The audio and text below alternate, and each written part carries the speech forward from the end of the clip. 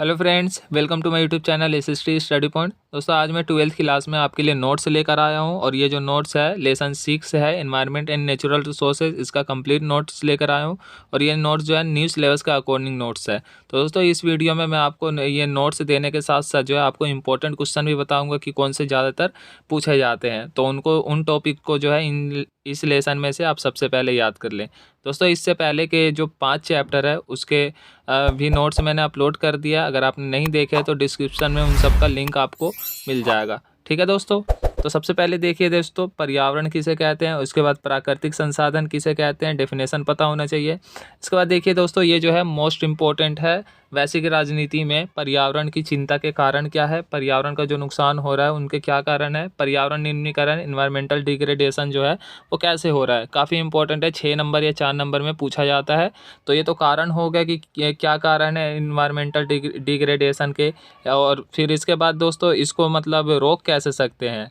ठीक है, इसके तो कारण हो गए कि मतलब किसके कारण जो है पर्यावरण को नुकसान हो रहा है। ठीक है, एक ये बन जाएगा क्वेश्चन, और उसके बाद दूसरा क्वेश्चन बन जाएगा कि मतलब इसकी रोकथाम कैसे की जा सकती है। तो ये जो है काफ़ी इंपॉर्टेंट है।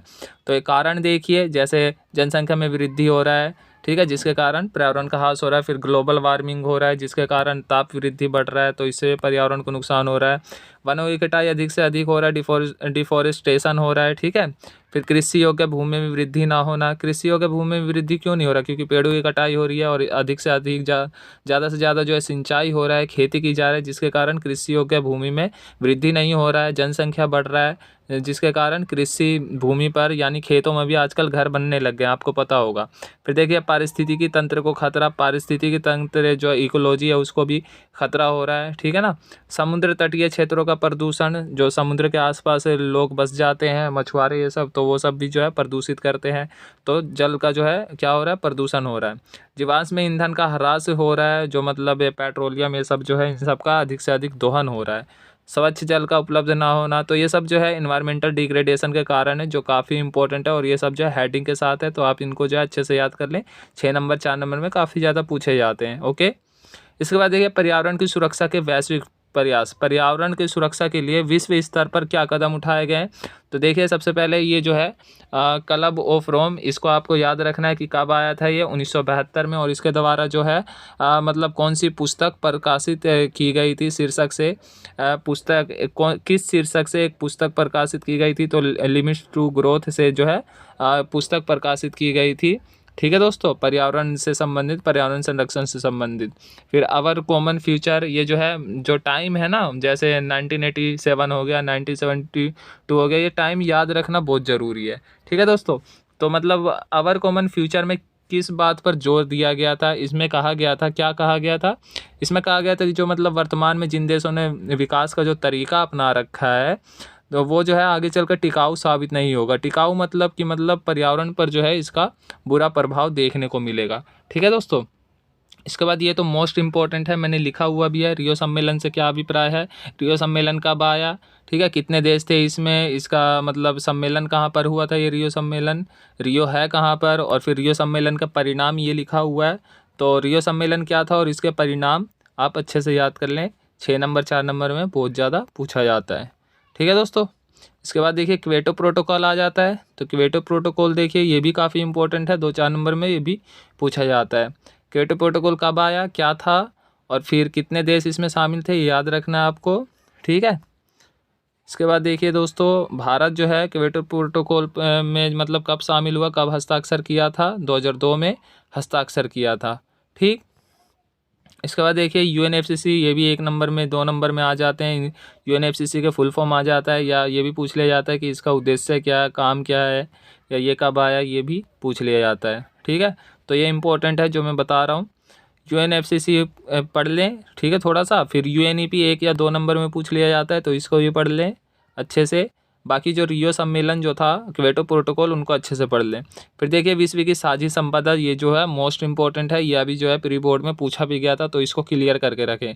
ठीक है, विश्व की साझी संपदा से क्या अभिप्राय है और इसका जो है दोहन किस प्रकार हो रहा है, कारण और उपाय, ये देखिए लिखा हुआ है, तो काफ़ी इंपॉर्टेंट है ये भी।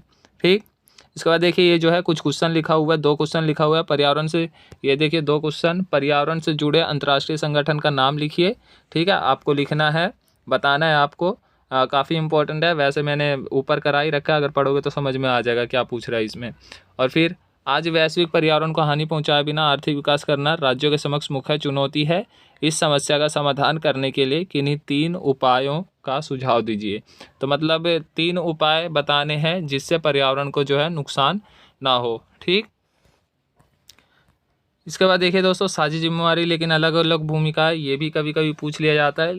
ठीक है, तो इसको भी याद कर लें। इसको कैसे लागू किया जा सकता है ये भी इम्पोर्टेंट है। इसमें क्या कहा गया है, किस पर जोर दिया गया है, किसका जो है पर्यावरण संरक्षण में ज़्यादा योगदान रहना चाहिए, वो सब साझी जिम्मेवारी वाले में है। इसके बाद एक ग्रीन हाउस गैसों के उत्सर्जन को रोकने के लिए भारत का योगदान, यानी पर्यावरण संरक्षण में भारत का अगर योगदान आएगा तो ये सारे पॉइंट्स लिख देना। ठीक, तो ये सारे पॉइंट्स है, 4-5 पॉइंट है, जो भी 6 पॉइंट 7 पॉइंट इनको लिख देना। ठीक है, वर्तमान विषय में पर्यावरण आंदोलन, तो पर्यावरण आंदोलन देख लीजिए। वन आंदोलन हुआ, तो वन आंदोलन अभी 1-2 नंबर में आया था, वन आंदोलन हो गया। फिर खनिज उद्योग को लेकर भी आंदोलन है, बड़े बांधों के विरुद्ध आंदोलन, भारत में भी देखेंगे आप नर्मदा बचाओ आंदोलन चला था। ठीक है दोस्तों, तो ये भी इम्पोर्टेंट है, उसको ज़्यादा इम्पोर्टेंट नहीं है, बस इसमें से जो है 1 नंबर 2 नंबर में पूछ लिया जाता है। जैसे नर्मदा बचाओ आंदोलन कहाँ पर हुआ भारत में, तो ये पूछ लिया जाता है। ठीक, इसके बाद देखिए संसाधनों की भू राजनीति है, तो संसाधनों की भू राजनीति भी पढ़ लें एक बार क्या है, और इसमें कौन कौन से संसाधन जो है महत्वपूर्ण है और क्यों संघर्ष होते रहते हैं। जल संसाधन, आपको पता है कि जल के लिए जो है मतलब होता रहता है विवाद। अब भारत में भी देखेंगे तो भारत पाकिस्तान में जो है सिंधु नदी को लेकर, और बांग्लादेश के साथ जो है गंगा नदी को लेकर विवाद है। ठीक है, और ये वाला जो है, ये वाला पूछा भी गया था कि 1960 के दशक में किसके बीच जो है जल संघर्ष देखने को मिला था, तो ये वाला ऑप्शन में आया था आपके 1 नंबर में अभी प्री बोर्ड में। ठीक है दोस्तों, और फिर ये देखिए, ये भी आया था कि मतलब सीरिया और इराक के मध्य जो है किस नदी को लेकर विवाद है, तो फरात नदी को लेकर विवाद है। ठीक है, इमारती लकड़ी भी काफ़ी इंपॉर्टेंट है। फिर देखिए मूलवासी कौन होते हैं और इनकी जो है मांगे क्या होती है, मूलवासी। ठीक है दोस्तों, मूलवासी को जो है भारत में किस नाम से जाना जाता है, ये सब लिखा हुआ है। मूलवासी की मुख्य मांगे देखिए, काफ़ी इंपॉर्टेंट है ये भी। मूलवासी की वर्तमान स्थिति कैसी है, इनके लिए कौन सा कानून बनाया गया।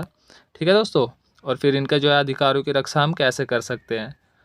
तो ये जो है इन्वायरमेंट एंड नेचुरल रिसोर्सेज का जो है रिसोर्सेज वाला जो चैप्टर है हमारा 6 चैप्टर पॉलिटिकल साइंस में, उसका नोट्स है। और ये सब देखिए कुछ क्वेश्चन बनाया हुआ है मैंने, जैसे रियो डी जेनेरियो में कब और कौन सा सम्मेलन हुआ था। कौन सा सम्मेलन हुआ था, पृथ्वी सम्मेलन हुआ था या रियो सम्मेलन लिख सकते हो। इसका देखिए, भारत और चीन को क्योटो प्रोटोकॉल से क्यों छूट दी गई है, काफ़ी इंपॉर्टेंट है, याद रखना है। मैंने पहले जब वीडियो बता रहा था, वीडियो में बताया भी है आपको और पढ़ाया भी अच्छे से।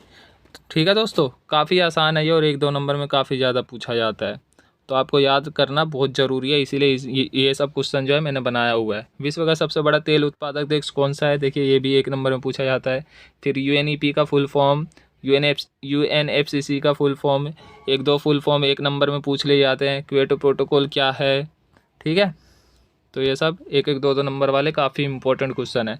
भारत में मूलवासी के लिए किन शब्दों का प्रयोग किया जाता है, आदिवासी शब्द का प्रयोग किया जाता है। ठीक है, सारे आंसर मैं वैसे बता नहीं रहा, इन सबको जो है आपको खुद ही प्रैक्टिस करना है, मैं बताऊंगा नहीं इनका आंसर। पर्यावरण से संबंधित अंतर्राष्ट्रीय समझौते कौन कौन से हुए हैं, तो इसका बता देता हूँ मैं, बताऊँ या नहीं बताऊँ, चलो बता ही देता हूँ। क्योटो प्रोटोकॉल हुआ है एक समझौता, और फिर एक पृथ्वी सम्मेलन वाला भी हुआ है समझौता। ठीक है दोस्तों, फिर मूलवासी को परिभाषित करें, काफ़ी ईजी है। नेटिव्स किसे कहते हैं मतलब, या फिर मूलवासी किसे कहते हैं, ये है। फिर ये देखिए, विश्व की साझी संपदा से क्या अभिप्राय है, तो इसका भी लिख लेना आप, क्या अभिप्राय 1-2 नंबर में। सारे जो है याद कर लो, ये सब यही सब पूछे जाते हैं। फिर भू राजनीति किसे कहते हैं, फिर पर्यावरण संबंधी विषयों को समकालीन वैश्विक राजनीति के हिस्से के रूप में क्यों देखा जाता है, क्योंकि ये एक जो है वैश्विक समस्या है। ये सब आपको खुद करना है। इनके आंसर पढ़िए, चैप्टर पढ़िए, इसी चैप्टर में मिल जाएगा, नोट्स को पढ़िए, इसी में सब कुछ समझ में आ जाएगा। विश्व का पहला बांध विरोधी आंदोलन कहाँ हुआ था, ये भी मैप में पूछा जाता है, तो ऑस्ट्रेलिया में हुआ था। याद रखना चाहिए आप सबको ये सब। ठीक है, ये सब याद रखोगे, ये सब आ सकते हैं एग्ज़ाम में, अच्छे से याद रखें ये सब। सीरिया और इराक के मध्य किस नदी को लेकर विवाद है, तो ये भी आपको मिल जाएगा इस चैप्टर में, मेरे वीडियो में मिल जाएगा। विश्व का सबसे बड़ा तेल उत्पादक देश कौन सा है, ठीक है, उसके बाद देखिए ग्लोबल वार्मिंग किसे कहते हैं। तो ये सब जो है दोस्तों काफ़ी इंपॉर्टेंट क्वेश्चन है और काफ़ी ज़्यादा जो है एग्ज़ाम में पूछे जाते हैं। तो इनको जो है आप अच्छे से क्लियर कर लें और इस नोट्स को जो है अच्छे से पढ़ कर जाएँ।